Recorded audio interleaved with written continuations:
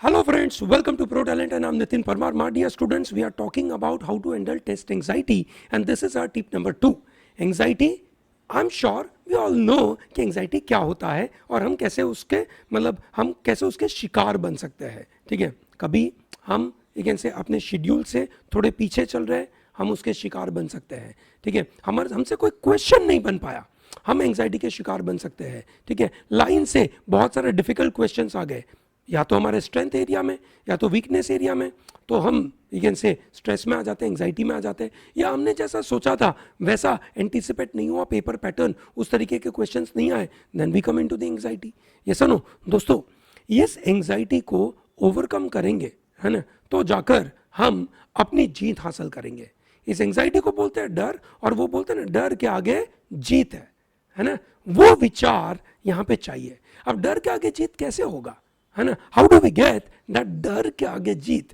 डर के आगे जीत तब होता है कि जब आदमी प्रेजेंट में रहता है, उसके सामने जो सिचुएशन है ना उधर ध्यान देता है. ठीक है, देखिए दोस्तों, जब हमारे अंदर एंग्जाइटी होती है, डर होता है, तो हमारे पैर ऐसे शेक करते हैं, हम ऐसे नाखून, है ना, पेन घुमाते हैं, पता नहीं अलग अलग तरीके की चीज़ें करते हैं हम. ये सुनो, ठीक है, some or the other way as a psychologist student, you are getting into the law world, so psychology समझना तो जरूरी है. ठीक है, आप समझ पाते कि सामने वाला बंदा एंग्जाइटी में है, ये सुनो, ये आप समझ पाते हैं, great. You also understand your own anxiety, control it. How do you control it? One is live in the present. Solve a question which is there in front of you. Don't think about कि आगे क्या होगा. Think about कि ये question क्या है, उसको solve कैसे करूं. ठीक है ना, और एक बार अगर solve हो गया आगे बढ़ जाओ, लिंगर करना मन में मत रखो, है ना. Be in the present, that's very important. ठीक है ना, ये बड़ा important part है. ठीक है, in case अगर आपको थोड़ा ज़्यादा एंग्जाइटी होता है, कोई पंगा नहीं है, take a short break, है ना, सांस लो, है ना. ठीक है, डीप ब्रेथ लो, पानी पी लो, है ना, एक छोटा सा ब्रेक ले लो, ब्रेक लेकर वापस लाइन पे आ जाओ, है ना.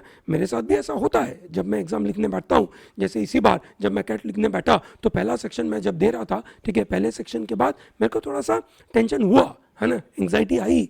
ठीक है, then I did very simple thing कि मैंने एक ब्रेक ले लिया, है ना, वेंट टू वॉशरूम, पानी पिया, came back and then did wonderfully well. ठीक है, मैंने मारे छग्गे मारे भाई, है ना, कोई पंगा नहीं. सो पॉइंट ये है कि भाई प्रेजेंट में रहो, अपने ब्रेक को अच्छे से यूटिलाइज करो. ठीक है, अपने माइंड और बॉडी को कहीं ना कहीं थोड़ा स्लो डाउन करो, है ना. स्लो डाउन करते कैसे? डीप ब्रेथ लेकर, ब्रेक लेकर, पानी पीकर और अपने क्वेश्चन पे फोकस करके. ठीक है, जिस क्वेश्चन को जितना टाइम देना है उतना ही दो, थोड़ा रूथलेस बन जाओ और उस मुताबिक आगे बढ़ो. ठीक है, पर इस पर्टिकुलर एंग्जाइटी को सर पे मत आने दो. ठीक है, so primarily be in present, slow your body and mind, bring it back to the present, bring your mind back to the present. ठीक है, कि अभी मुझे क्या करना है वो ध्यान दो और एक माइंडफुल ब्रीदिंग एक्सरसाइज पे ध्यान दो. अच्छे से सांस, है ना, वापस आओ. ठीक है, पानी पी लो, बेस्ट वे.